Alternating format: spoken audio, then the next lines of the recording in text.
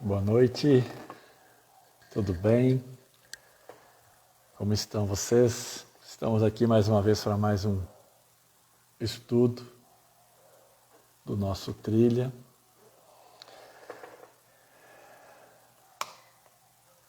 E hoje vamos falar da última parte da introdução do Evangelho segundo o Espiritismo.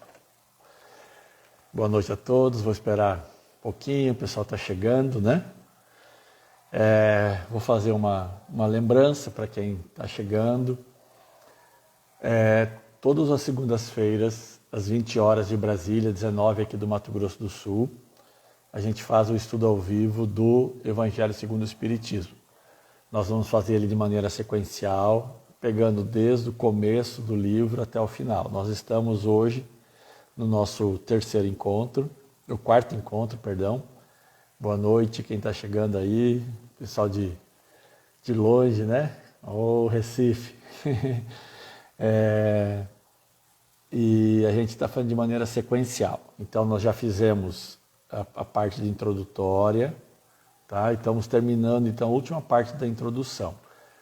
Eu não assisti às aulas anteriores, nossos encontros anteriores. Eles estão gravados aqui no IGTV do próprio Trilha ou no YouTube, no Trilha Espírita do YouTube também. Então veja a ferramenta que fica mais à vontade para você e você pode se atualizar. As aulas anteriores estão todas gravadas e registradas à disposição para que a pessoa possa fazer a sequência do estudo como um todo.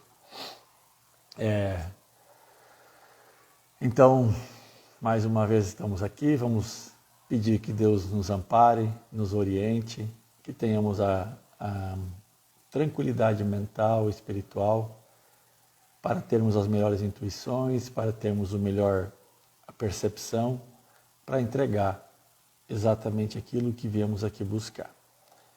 Continuemos hoje então juntos nesse estudo que acalanta nossas almas e que eleva as nossas vidas daqui para todo sempre. Que assim seja. A semana passada nós paramos na quarta parte da introdução, que fala sobre Sócrates e Platão. Nós estávamos no resumo da filosofia de Sócrates e Platão, ok? E nós fizemos até o item 4. Então hoje nós vamos a partir do item 5 em diante, até o final do resumo da filosofia de Platão e Sócrates, que na verdade são filosofias complementares, inaugurais ao cristianismo e que trazem na sua essência um conteúdo muito grande relativo ao espiritismo que nós hoje estamos vivenciando. E eu vou ler, então nesse período aqui eu estou lendo os itens onde falam das filosofias e a gente faz um comentário sobre cada um deles. Qualquer dúvida que você quiser fazer um comentário, pode escrever aqui nos comentários, né, no chatzinho, e a gente vai, conforme pode, tendo disponibilidade, nós vamos comentando e respondendo, ok? Então vamos lá. Item 5. Depois da morte, o gênio, né, ou o espírito, que nos fora designado durante nossa vida, nos conduz para um lugar onde se reúnem todos aqueles que devem ser conduzidos ao Hades, para aí serem julgados. As almas, depois de ter permanecido no Hades, o tempo necessário, são reconduzidas a esta vida em numerosos e longos períodos. O que nós vemos aqui? O conceito da erraticidade, né? Então fica muito claro a percepção decisiva que eles já tinham, que mesmo após um período encarnado, quando aqui nós nos encontrávamos, cumprimos as nossas obrigações e ao final dele somos levados a um, entre aspas, inferno, né? É um período ainda onde, digamos, talvez poderíamos estar falando de ser levado a um purgatório, aos conceitos antigos de religião, né? Que seria esse mundo espiritual, e que após passarmos um tempo neste local, onde burilaríamos, refinaríamos as nossas próprias equívocos daquele momento, seríamos reconduzidos à vida em numerosos e longos períodos. Numerosos e longos períodos, ou seja, as vidas serão quantas forem necessárias para que a gente possa depurar e alcançar o processo de não, ao final da nossa jornada, não precisar ir mais para o Hades, né? Que era o reino maléfico, né? dos irmãos, dos filhos, dos semideuses, né? Dos filhos de Zeus. Então, o Hades era quem detinha as portas do inferno, ou seja, da ponta do sofrimento. Todo aquele que cometia um equívoco, um ato, uma vivência inadequada na sua jornada, ele, ao final da sua vida física, era levado para esse recanto, né? Então essa era a percepção que se tinha na época. E não mudou muito, a gente só afinou. Hoje nós temos uma percepção mais clara do mundo espiritual e sabemos que todos nós, após os períodos das existências, passamos por processos de aprendizado para retornarmos à matéria na sequência, tantas vezes quanto forem necessárias para o processo de aprendizado. Item 6. Os demônios enchem o espaço que separa o céu da terra. São o laço que une o grande todo consigo mesmo. A divindade, no entretanto, jamais em comunicação direta com o homem, é por intermédio dos demônios que os deuses se relacionam e conversam com ele, seja durante a vigília, seja durante o sono. O que é importante aqui é que a palavra demônio, daemon, né, ela tem um significado diferente na época. Então, todos os espíritos eram tratados por daemon, por demônios, né? E só com o período, com a passagem do tempo, é que a palavra demônio passou a ter uma característica de espírito mau. Mas no começo não era nem bom nem mau, era simplesmente um espírito. Então todos aqueles, né, os espaços entre a terra e o céu, são tomados por demônios, por espíritos. Por quê? Porque é o lugar onde nós vivemos. Então a todos nós, sempre, fora do corpo físico, estaremos entre o céu e a terra, cumprindo as nossas etapas. E esses espíritos, eles são utilizados por Deus para se relacionar conosco, seja durante a vigília ou seja durante o sono, acordados ou mortos. Já Platão e Sócrates tinham a percepção da influência do mundo espiritual sobre a nossa existência física. Olha só, e nós estamos falando de uma filosofia que foi construída e consolidada há quase 600 anos antes de Jesus, né? Então, dirá com relação ao Espiritismo, que foi já do século XIX. Outro item. 7. A preocupação constante do filósofo é de tomar o maior cuidado com a alma, menos por esta vida, que não é senão um instante que em vista da eternidade. Se a alma é imortal, não é mais sábio viver com vistas à eternidade? Olha só, as escolhas, né? O que nós temos aqui, uma informação aqui? A consciência plena, inafastável da existência, da pré e da pós-existência do corpo físico, do espírito, nos posiciona no sentido de que vale mais a pena nós vivermos de acordo com o espírito do que com o corpo. Porque o espírito vai durar para sempre, o corpo só por um estágio, só por um período, só por uma pequena passagem da nossa existência. Então, qual é a percepção clara que eles estão nos trazendo aqui? É importante que nós tenhamos clareza com relação ao valor da vida espiritual, ao valor que nós fazemos as nossas escolhas, dos valores morais cristãos que não podem ser abdicados e nem devem ser deixados de lado na nossa existência. E aí eu queria fazer uma leitura sobre um comportamento do Cristo. E eu acho extremamente interessante que a gente consegue perceber essa condição. O Cristo não hesitou em enfrentar o poder de sua época. Interessante que ele praticamente nada fez para libertar os judeus do seu jugo romano, mas empenhou-se para que os judeus se emancipassem dos grilhões do seu fanatismo religioso.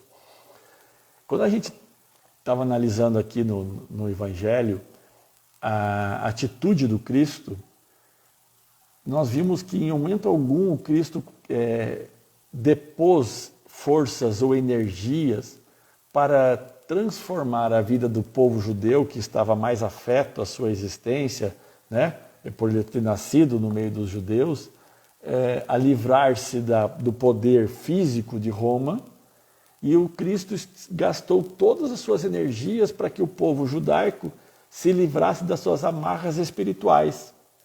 Ele focou com todos os esforços para que a percepção de da pré e pós-existência da alma, do espírito, que é muito mais importante do que o nosso corpo. E isso nós vemos novamente nas atitudes do Cristo, né? E o Cristo sempre quis que a gente soubesse que o pior cárcere é o do pensamento, né? Então, o Cristo sempre veio com esteve focado e estruturado para que a gente exercitasse esses processos de cuidado do que é importante, né? De onde os filósofos iriam tirar tantas informações se não houvesse a reencarnação, né? Então, nós temos uma pergunta da Jane aqui no nosso chat. Fica muito claro que o valor do ensinamento cristão, o valor da verdade divina, ela está mais estabelecida junto da humanidade do que a gente imagina. Até se a gente parar para olhar para outras religiões, até mais antigas, né, a gente vê muitas conexões, muitas verdades que se repetem ao longo do tempo.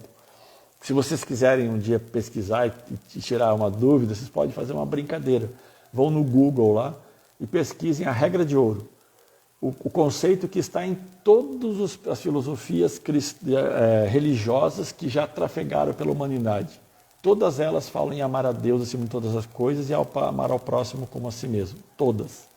Então elas se repetem ao longo desses 40 mil anos da razão humana que nós já estamos vivenciando o pensamento, e elas estão se repetindo para que cada vez a gente reforce mais. E claro, chegando momentos de amadurecimento espiritual, nós deixamos de ser puxados pela mão e somos impulsionados a vivenciar, a caminhar com as próprias pernas, fazendo as próprias escolhas. Então, por isso que é importante essa questão.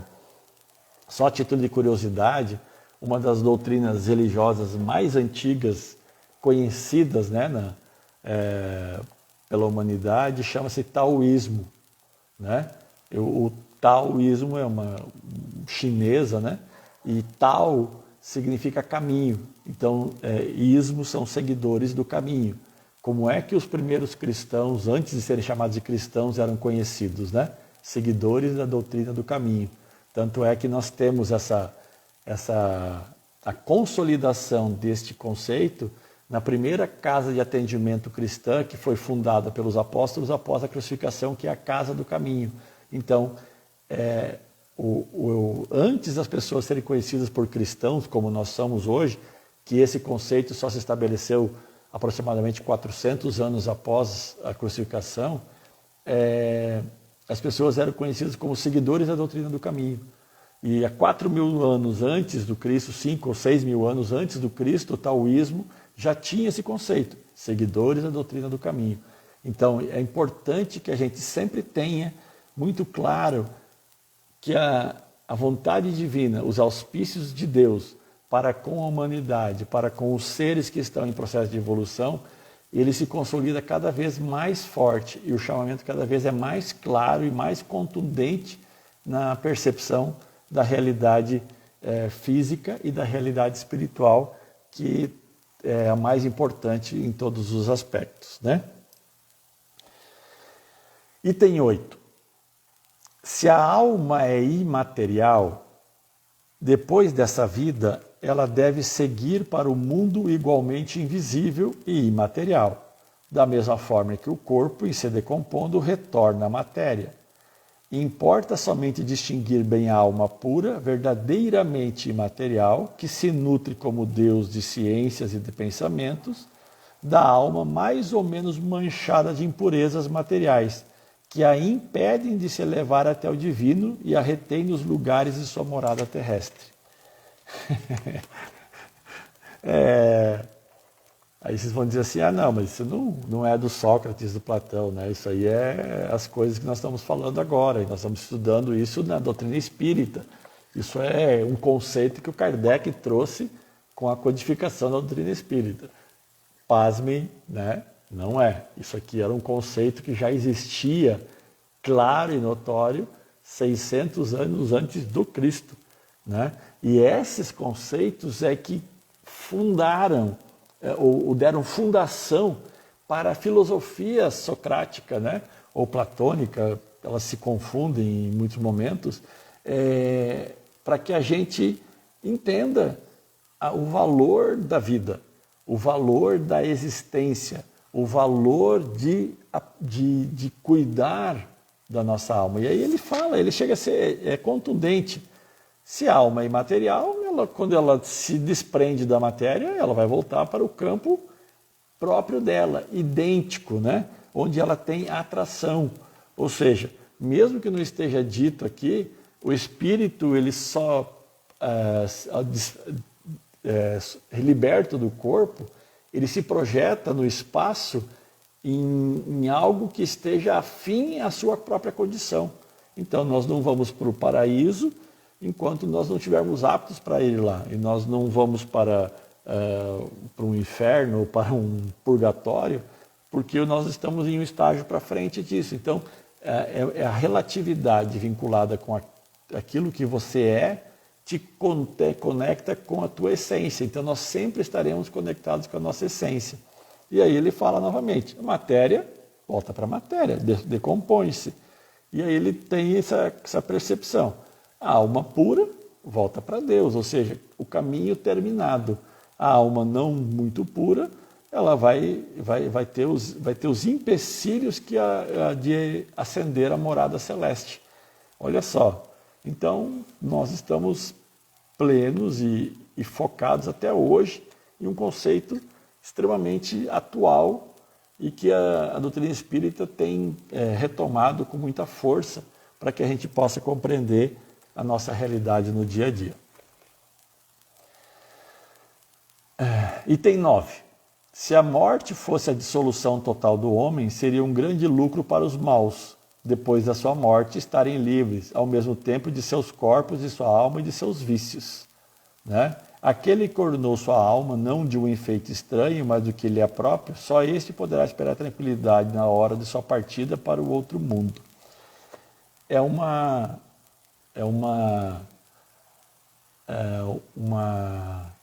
declaração do enterro do materialismo. Não há possibilidade, né? Não haveria justiça divina, não existiria equilíbrio no nosso mundo, seja ele físico, seja ele espiritual, onde nós nos posicionamos, se aqueles que só cometeram o mal, ao final de sua jornada, fossem simplesmente libertos do corpo e estariam livres de todo, né?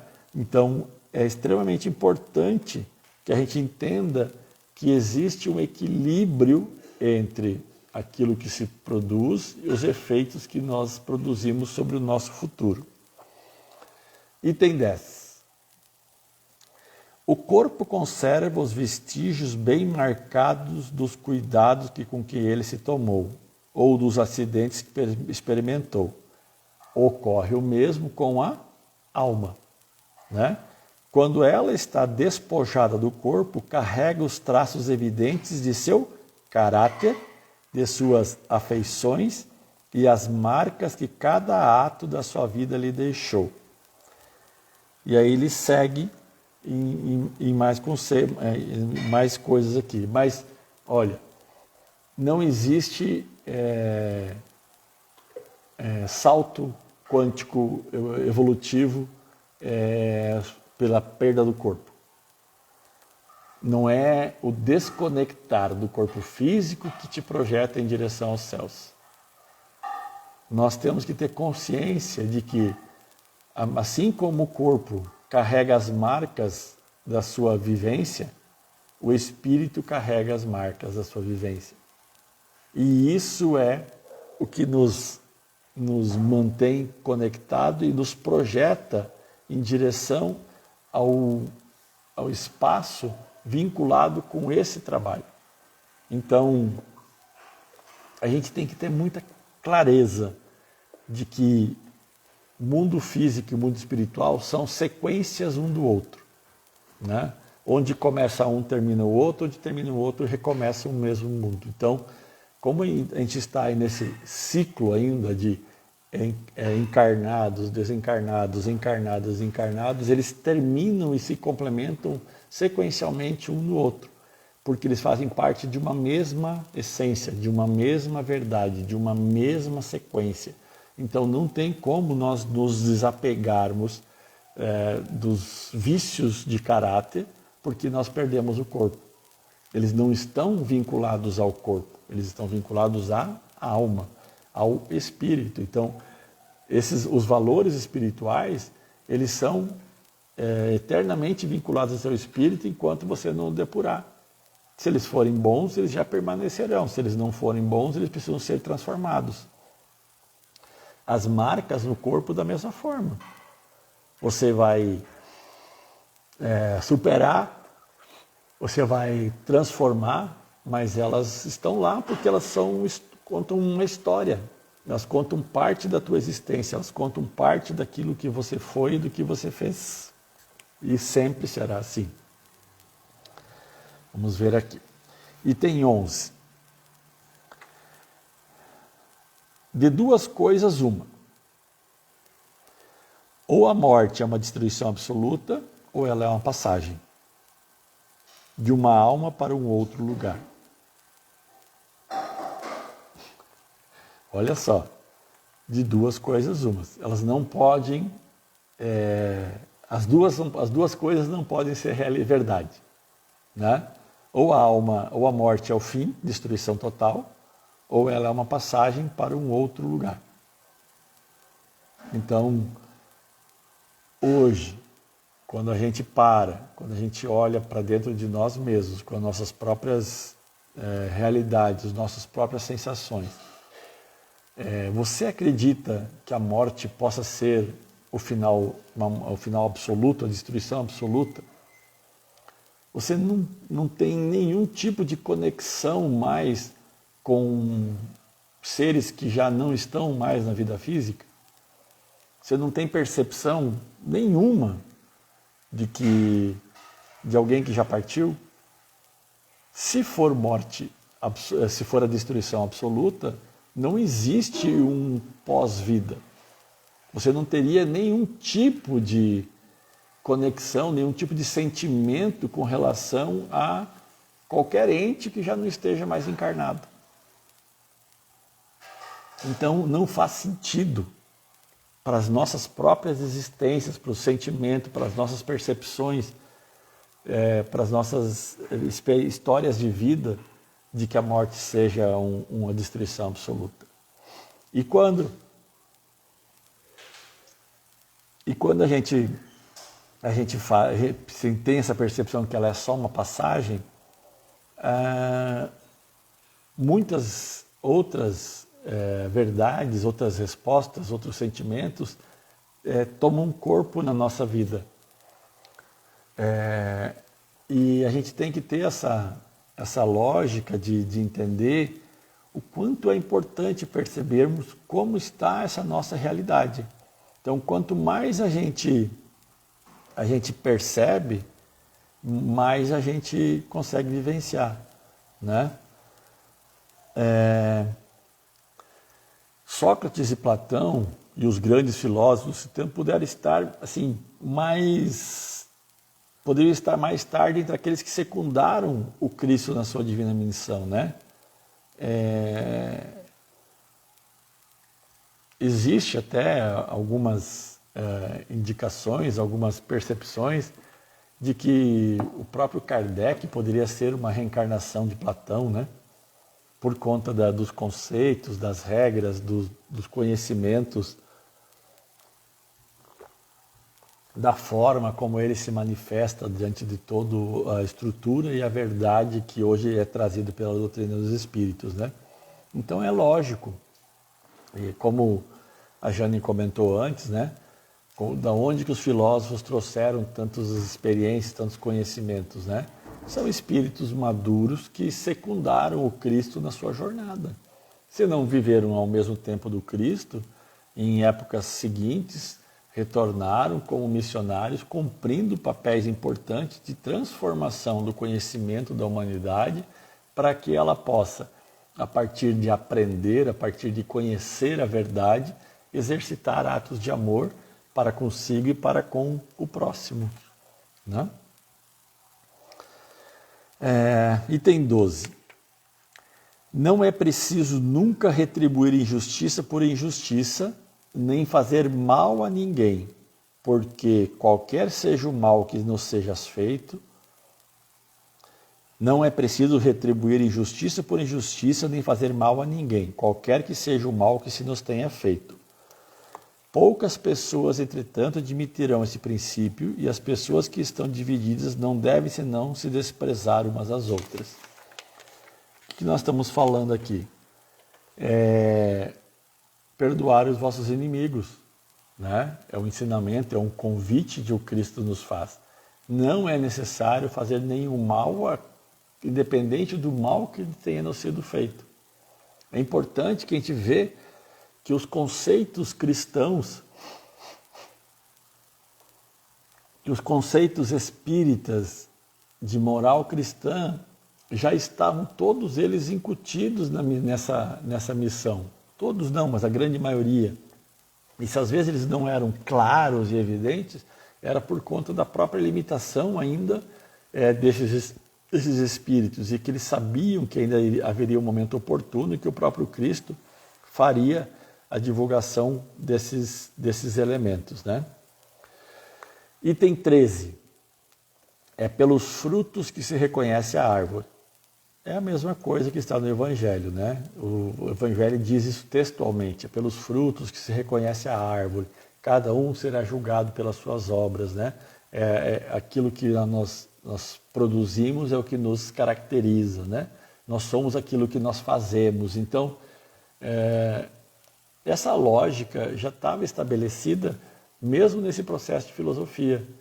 É importante que a gente sempre saiba de que nós somos reconhecidos pelas nossas atitudes, né? E até esses dias a gente estava falando em um outro estudo que, às vezes, o conhecimento acumulado no nosso interior, não exercitado no processo de atendimento ou de levar ao próximo acolhimento, é um ato de desprestígio conosco mesmo. É como se essa verdade, esse conhecimento, ele não existisse dentro de nós. Então, se você não exercita, ele é como se não existisse. É importante que a gente tenha sempre essa percepção de que existir a essência do conhecimento da moral cristã nas nossas almas não é suficiente se ele não for colocado em prática. Então, tudo que a gente aprende, tudo que a gente sabe, se aquilo não nos melhora, é quase inócuo, é como se não existisse. Então, não adianta você estudar, conhecer se você não pratica. Isso seria uma equivalência a não ter feito nada. Item 14. A riqueza é um grande perigo, Todo homem que ama a riqueza não ama nem a si, nem o que está em si, mas uma coisa que ele é ainda mais estranha que aquele que está em si. A gente vai ver que a questão aqui não é, de ter ou não ter posses, mas sim de amar, ou seja, você desistir em alguns momentos da parte espiritual em favor da parte material. É você fazer escolhas pela matéria e não pelo espírito. É você inverter o valor verdadeiro das existências. Por que viver pelo corpo se o espírito é eterno e o corpo é temporário? Então, é nesse sentido que vem novamente uma recomendação, um convite para que a gente se atenha ao que é importante, para que a gente fique firme nas nossas escolhas da nossa jornada, sabendo sempre quais são os reais valores. E a gente vai ver, eu acho que no capítulo 16 aqui do próprio Evangelho segundo o Espiritismo, ele está todo construído em cima dos verdadeiros valores. É importante que a gente tenha isso claro na nossa mente. Item 15 da doutrina de Sócrates e Platão. As mais belas orações e os mais belos sacrifícios agradam menos a divindade que uma alma virtuosa que se esforça para assemelhar-se a ela. Seria uma coisa grave se os deuses tivessem mais consideração para com as nossas oferendas que pela nossa alma.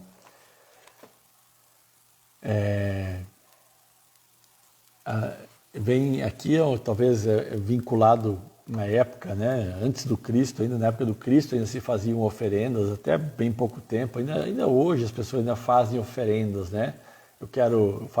Construo uma igreja, construo um templo, um oratório, para reconhecer ou para declarar uma bênção divina que eu recebi. Então, os sacrifícios que tinham naquela época. E aí ele fala assim, seria absurdo que os espíritos, né, e que Deus desse mais valor para as coisas físicas que nós fazemos do que os valores da alma que nós podemos construir. Então, já está claro, e novamente, né, chega a ser meio repetitivo, porque a base de tudo está em reconhecer-se como um espírito eterno, né? O que eu sou? O espírito eterno, né?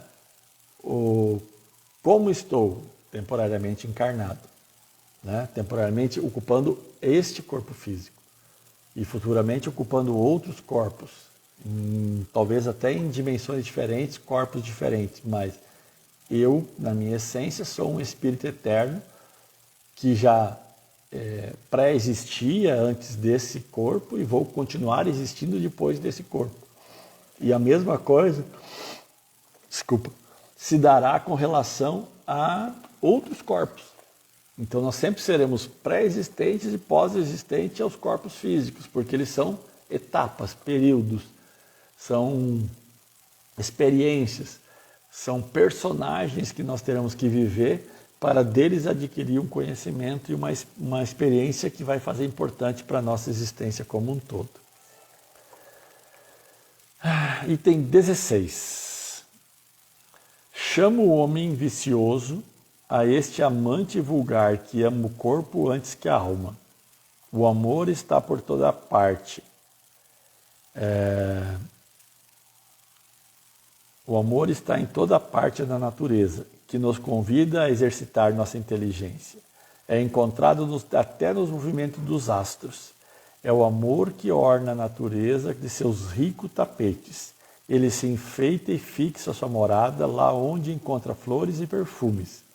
É ainda o amor que dá paz aos homens, acalma o mar, o silêncio aos ventos e o sono à dor.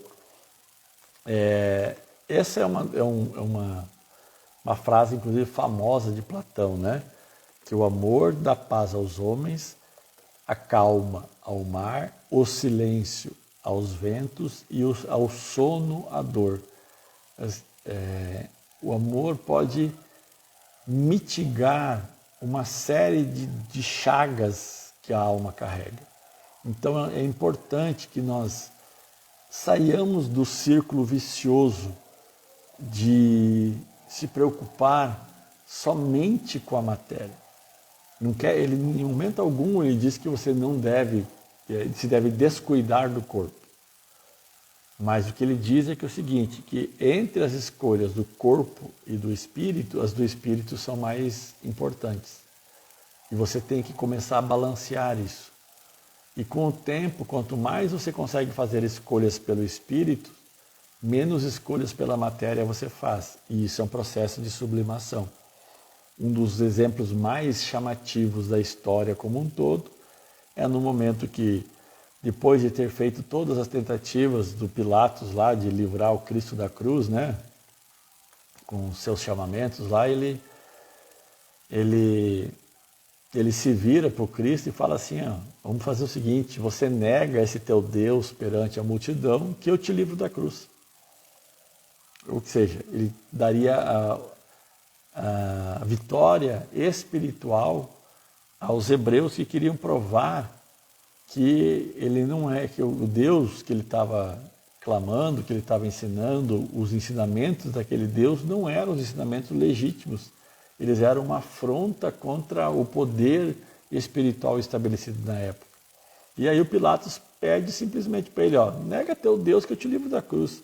Ou seja, nega as verdades espirituais que você conhece e eu te preservo a vida física. E o Cristo simplesmente declinou, falou, não posso fazer isso, não é possível. A vida física não tem não tem valor suficiente para compensar o valor espiritual que carrega a verdade. Então é importante que a gente tenha sempre esse equilíbrio e comece cada vez mais a fazer escolhas pelo Espírito. Item 17. A virtude não se pode ensinar, ela vem por um dom de Deus àqueles que a possuem. Aquele que possui a virtude e adquire por seus esforços e existências sucessivas, em se despojando pouco a pouco das suas imperfeições. Este é o conceito espírita. O conceito platônico é esse. Então, a virtude não se pode ensinar. Ela vem por um dom de Deus daqueles que a possuem. Ou seja, os valores morais, as verdades que você já carrega, elas já são tuas. Elas são como se fosse um dom divino. Por quê? Porque elas vão acompanhar você mesmo que você esteja entrando em uma nova existência. Você não perderá de forma alguma, em momento algum, as virtudes que você já angariou para você. Elas são adquiridas pelos próprios esforços, elas mantêm-se acompanhando você pelas existências sucessivas. E pouco a pouco a gente consegue nos livrar das imperfeições com o exercício das nossas virtudes, com o exercício da parte boa que nós já adquirimos, com a nossa aproximação de Deus constante que nós temos disponibilidade. Vamos lá. Item 18.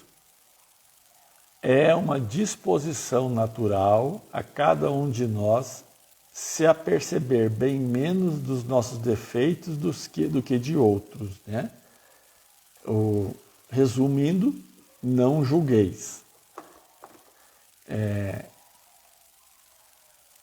Ele fala assim que é natural na gente perceber menos os nossos defeitos que o do outro. É mais fácil você perceber os defeitos alheios. Mas é importante que nós vivamos não julgando e passemos a respeitar as nossas próprias limitações. No Evangelho a gente fala, né? Vedes o argueiro no olho do vosso vizinho, mas não vedes a traves que está no vosso, né? Quer dizer, a gente vê o fiapinho no olho do próximo, mas não vemos a trave, o pedaço de madeira que está nos nossos próprios olhos. Então, é importante que a gente tenha essa responsabilidade em não julgar, em preservar os valores, em olhar para nossas próprias dificuldades, em conhecermos-nos, em exercitarmos mais sobre nós todo esse processo de transformação. Item 19. Se os médicos fracassam na maioria das doenças, é que tratam o corpo sem a alma, e que o todo não estando em bom estado, é impossível que a parte se porte bem. Hoje, agora, nos tempos mais modernos, nós temos visto que a medicina em algum momento começa a olhar para essa complexidade corporal que nós somos, né? Essa parte biológica, a parte psíquica, a parte religiosa, a parte filosófica, que são itens integrantes da nossa existência. Nós não somos simplesmente um corpo físico. E quando ele fala que o médico trata somente do corpo físico, sem tratar a alma, ele tem grande possibilidade de fracassar. Ou seja, ele não constrói cura. Ele pode até construir um adormecimento da dor, um processo intermediário. Mas a cura só se dá quando se trata o ser humano de maneira integral, íntegra, né? Espírito e corpo. Então, já na época de Platão, havia essa percepção de que a medicina precisava ser exercitada, né? Os cuidados, a busca da cura sempre deveria ser tratado as questões físicas, mas também e necessariamente as questões do espírito que não poderiam ser abandonadas. Item 20. Todos os homens, a começar desde a infância, fazem muito mais mal do que o bem. Este conceito estabelecido em 500 anos antes do Cristo, nós estávamos ainda vivendo uma época onde a predominância do mal sobre o bem regia a maioria dos homens da Terra, né? Agora nós estamos em um estágio de mudança, onde se busca que a predominância do bem, ou seja, a maioria dos homens, exercitem o bem, ou seja, escolham pelo bem e não pelo mal.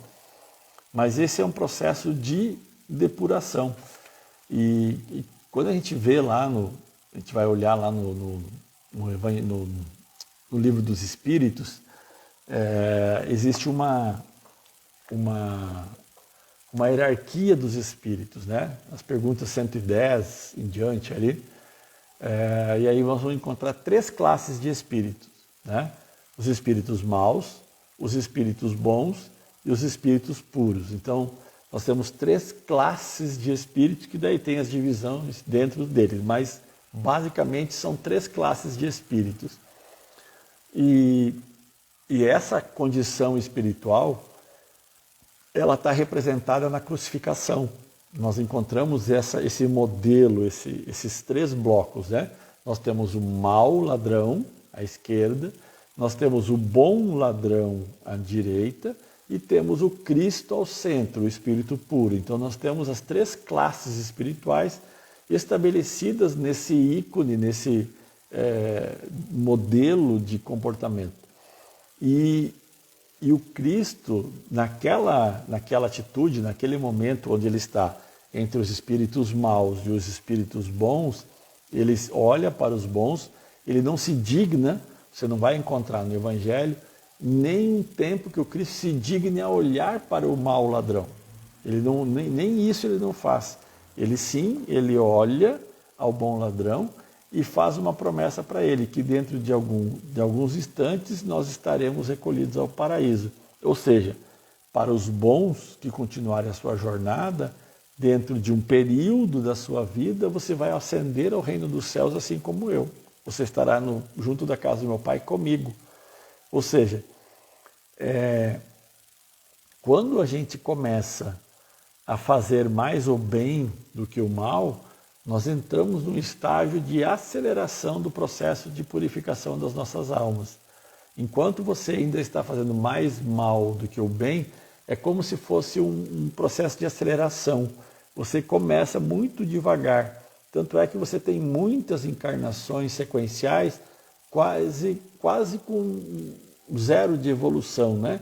E aí depois você começa a ascender, e quando você ascende na curva, quando ela começa a se tornar mais íngreme, é porque você acelera, você tem percepção da bondade. Então, quando mais que a gente consegue aplicar os comportamentos e a ciência do bem sobre nós mesmos, a gente começa a acelerar o nosso processo de aproximação com Deus.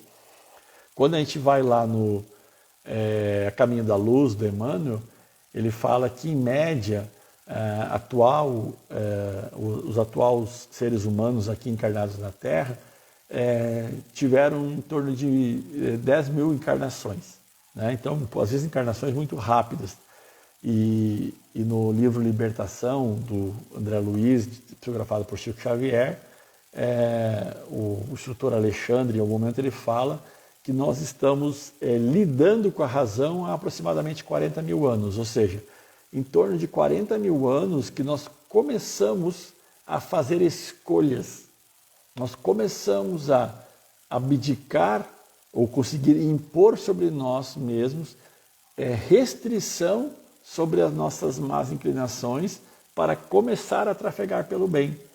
E aí, claro, conforme você vai tendo um estoque maior de informações boas, de verdade, conforme as tuas experiências de aprendizado, de crescimento vão se amplificando, você começa a ter mais acertos do que erros, né? Quando você tem pouca informação, você tem mais chances de fazer as coisas erradas.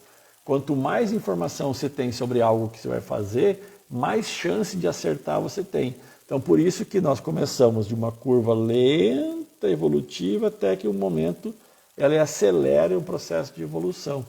Então, a grande maioria são espíritos que ainda estão mais escolhendo pelo mal do que pelo bem. Porque cada vez que você ascende nessa curva, que você começa a escolher pelo bem, que você começa a se tornar um espírito com alguma característica de bondade implícita nas tuas existências, como base de moral cristã nas tuas escolhas, você começa a acelerar esse processo de retorno à casa do Pai. É importante que a gente sempre tenha essa percepção. E o último conceito, então, da introdução do Evangelho segundo o Espiritismo é o 21. A sabedoria em não crer saber aquilo que tu não sabes. Filosofia, né?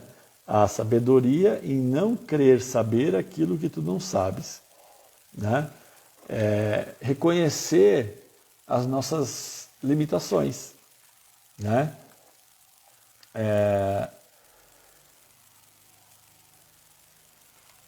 Como é que eu vou tentar dizer?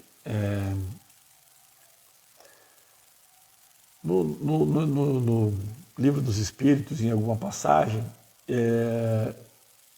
o Kardec pergunta à pleiade de espíritos do Espírito de Verdade se é suficiente para o homem não fazer o mal. E aí ele fala que não, que é necessário fazer, além de não fazer o mal, né, fazer todo o bem no limite do teu conhecimento, no limite das tuas forças físicas, emocional e espiritual. Então, o que nos é exigido? O que é inteligente? A gente fazer bem aquilo que nós já sabemos. Nós aplicarmos todas as nossas forças naquilo que nós sabemos e ser feito com cuidado e com carinho. Então, se você é uma pessoa que tem habilidades com trabalhos manuais, exercite ele na maior possibilidade. Veja quanto bem você consegue fazer com aquilo. Se você tem habilidades com ensinar, ensine com a melhor proeficiência que você puder. Se você tem habilidades em abraçar, abrace da maneira mais profícua que você puder, né? Quem for a Araxá algum dia e visitar o Hospital Allan Kardec, vai conhecer um atendimento que é feito pelo... esqueci, perdão, me faltou o nome agora, vou lembrar daqui a pouquinho. Pelo diretor daquela casa. Ele recebe todas as pessoas que vão visitar aquela casa de assistência com um abraço, irmão Tadeu, né? Então, todas as vezes que você vai lá, você vai encontrar o irmão Tadeu no corredor. E ele abraça com uma fraternidade tão grande que existem histórias múltiplas de pessoas que conseguiram curas naquele momento. Que ao visitar o hospital, ao receberem um abraço dele, ele faz um processo de acolhimento, né, de entrega espiritual, e que a pessoa sentiu uma cura no seu corpo. E ela tinha uma doença qualquer e faz os exames posteriores àquele momento e não existe mais, né? Então, se você é bom em abraço, abrace, mas procure abraçar com excelência, né? Então, faça as coisas que você já tem capacidade de fazer, faça as coisas que você já sabe com a máxima de dedicação. Porque quando você deixa de fazer o bem que está ao teu alcance, você não está sendo cristão. Porque em momento algum, Deus vai te exigir algo que você não sabe, né? Então, não faça escolhas baseadas em suposições.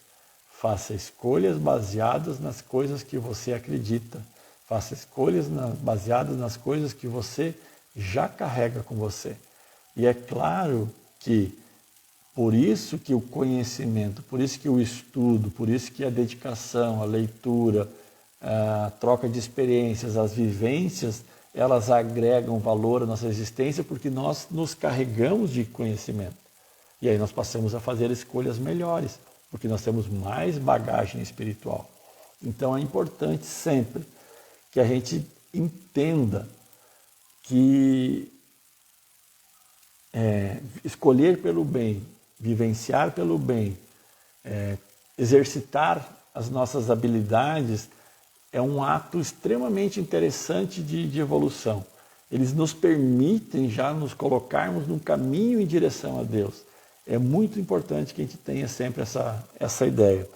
E Sócrates, na grandeza da sua vivência, com esses quesitos que foram lidos aqui pela gente hoje, ele foi ridicularizado, né? E foi acusado de impiedade, né? Ou seja, ele cometeu um crime contra a lisura mental daquele povo. Ele era considerado um radical, ele estava subvertendo as ordens e os conhecimentos da sua época.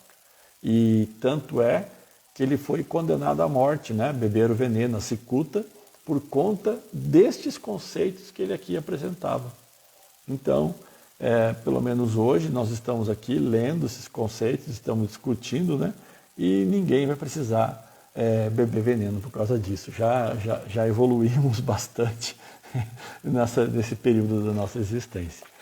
Gente, esse é o nosso estudo de hoje, né? Então nós terminamos a introdução do Evangelho segundo o Espiritismo, tá? Nós passamos por todas as partes, falamos dos conceitos. Quem não teve a oportunidade de acompanhar nossos encontros anteriores, eles estão aqui no nosso IGTV, você pode encontrar episódio 1, 2, 3, vai estar lá todos os comentários sobre a introdução do Evangelho segundo o Espiritismo. Na segunda-feira que vem, nós entraremos então efetivamente no conteúdo do livro. Começaremos pelo capítulo 1, Eu não vim destruir a lei. Então, vamos estudá-lo sequencialmente, né? Todos os conceitos trazidos nesse novo capítulo, para que a gente possa, ao longo dos nossos encontros, adquirir toda a base de moral cristã que foi retirado dos evangelhos do Cristo e trazido para cá e ordenados por assunto, para que a gente possa ter uma profundidade maior na compreensão desses ensinamentos. Muito obrigado a todos. Se tiverem dúvidas, né, nós temos o chat do Trilha Espírita, você pode deixar suas questões lá em outra hora. Sempre que a gente puder, a gente vai responder, vai trazer as informações que tiverem no nosso alcance. E nós somos muito gratos pela companhia de vocês. Sabendo que nós temos aqui o Trilha Espírita aqui no Instagram, nós temos o Trilha Espírita no Facebook e nós temos também o Trilha Espírita no YouTube, tá? Então existem conteúdos conforme as plataformas disponibilizados com mais facilidade para todo mundo. Muito obrigado pela paciência, pelo carinho e saibam que nós estamos sempre juntos e fazemos isso aqui com vocês pelo nosso crescimento e porque acreditamos que compartilhar é o caminho mais perto para Deus. Muito obrigado e muito boa noite. Fiquem todos em paz. Beijo no coração de todos.